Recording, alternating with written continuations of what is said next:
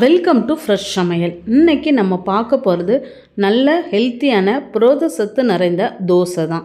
அந்த தோசைக்கு ஒரு கப் அளவுக்கு இட்லி அரிசி எடுத்திருக்கேன். அதே கப்பில் ஒரு கப் அளவுக்கு பாசிப்பயிறு எடுத்திருக்கேன். ரெண்டையும் சேர்த்து நல்லா தண்ணியில் கழுவி எடுத்துட்டு அது கூட 6 பல் பூண்டு ஆட் பண்ணிக்கிறேன். கருவேப்பிலை கொஞ்சம் ஆட் பண்ணிக்கிறேன். நம்மளுடைய காரத்துக்கு ஏற்ற மாதிரி வத்தல் ஆட் பண்ணிக்கலாம். 4 வத்தல் ஆட் பண்ணியிருக்கிறேன். இது கூட ஒரு ஸ்பூன் அளவுக்கு ஜீரகம் ஆட் பண்ணிக்கலாம். சின்ன துண்டு இஞ்சியை தோல்லாம் எடுத்துட்டு ஆட் பண்ணிக்கிறேன். தண்ணி விட்டு ஒரு 2 மணி நேரத்துலேருந்து 3 மணி நேரம் வரை ஊற வச்சா போதும். அப்படியே நம்ம ரெஸ்ட்டில் வச்சிடலாம். பாசிப்பயிறு வத்தல் எல்லாமே சேர்ந்து தண்ணியோட ஆட் ஆகிக்கூடும். இந்த தண்ணியை நம்ம மாவு ஆட்டும் போது யூஸ் பண்ணிக்கலாம். வீட்டில் தோசை மாவு ஆட்டி புளிக்க வைக்க நேரம் இல்லாத நேரத்தில் இந்த மாதிரி சட்டுன்னு ஒரு தோசையை செஞ்சுக்கிடலாம். சீக்கிரத்தில் ஒரு 2 மணி நேரத்திலே நமக்கு தோசை ரெடி ஆயிரும். இப்போ நல்லா ஊறிடுச்சு. 2 மணி நேரம் கழித்து பார்க்குறேன். அரிசி பாசிப்பயிறு வத்தல் எல்லாத்தையுமே சேர்த்து கொஞ்சமாக இருக்கிறதுனால மிக்ஸி ஜாரில் போட்டு அரைச்சாலே போதும். இந்த தோசை மாவு ப்ரிப்பேர் பண்ணும் போதே ஒரு நேரத்துக்கு இல்லை 2 நேரத்துக்கு மட்டும் தயார் பண்ணி வச்சா போதும். மிக்ஸி ஜாரில் எல்லாத்தையும் ஆட் பண்ணிவிட்டு நல்லா அரைச்சி எடுத்துக்கலாம். இந்த மாவு புளிக்கிறதுக்கும் ரொம்ப நேரம் ஆகாது.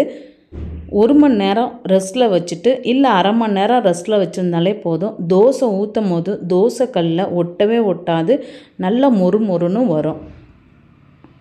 பாசிப்பயிரில் நிறையவே சத்து இருக்குது. புரத சத்து ரொம்ப அதிகம். இரும்பு சத்தும் இருக்குது. டெய்லி ஒரே மாதிரி இட்லி தோசை செய்கிறதுக்கு டிஃப்ரெண்ட்டாக எல்லா பயிருமே நம்ம யூஸ் பண்ணி செய்யும் போது உடலில் நிறைய சத்து நமக்கு கிடைக்க ஆரம்பிக்கும். இப்போ இந்த மாவை ஒரு பாத்திரத்துக்கு மாற்றிட்டு ஒரு 1 மணி நேரம் அப்படியே ரெஸ்ட்டில் வச்சுட்டு 1 மணி நேரம் கழித்து பார்க்கும் போதே மாவு நல்லா பொங்கி வந்திருக்கும்.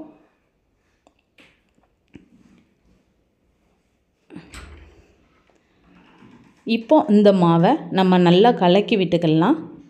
எந்த அளவுக்கு பொங்கி வந்திருக்குன்னு பார்த்துக்கோங்க. இப்போ தோசைக்கல் நல்லா சூடாக இருக்கும் போதே இந்த மாவை எடுத்து நம்ம ஊற்றிட்டு கொஞ்சமாக எண்ணெய் தெளித்து விட்டுட்டுனா போதும். நல்ல மொறுன்னு பாசிப்பயிறு தோசை ரெடி ஆயிரும். இந்த தோசைக்கு வெறும் தேங்காய் சட்னி மட்டும் இருந்தாலே போதும். தோசையில் ஏற்கனவே வத்தல் போட்டிருக்கோம், இஞ்சி போட்டிருக்கோம், பூண்டு போட்டிருக்கோம். எல்லா காட்டமுமே இருக்கும். தோசை சுடும் போதே அந்த பூண்டோட மணலாம் சேர்ந்து நல்லாவே மணக்கும். தோசைக்கல்லில் ஒட்டாமல் சூப்பராக நல்லா மொறுன்னு எடுக்கிறதுக்கு வரும். இந்த மாதிரி நீங்களும் ட்ரை பண்ணி பாருங்கள். ரொம்ப ஹெல்த்தியான பாசிப்பயிறு தோசை. எங்களுடைய சேனல் உங்களுக்கு பிடிச்சிருந்துச்சின்னா லைக் பண்ணுங்கள், ஷேர் பண்ணுங்கள், சப்ஸ்கிரைப் பண்ணுங்கள். மறக்காமல் பெல் பட்டன் அழுத்தி ஆல் கிளிக் பண்ணிக்கோங்க. நாங்கள் போடுற வீடியோக்கள் அடுத்தடுத்து உங்களுக்கு உடனே வரும்.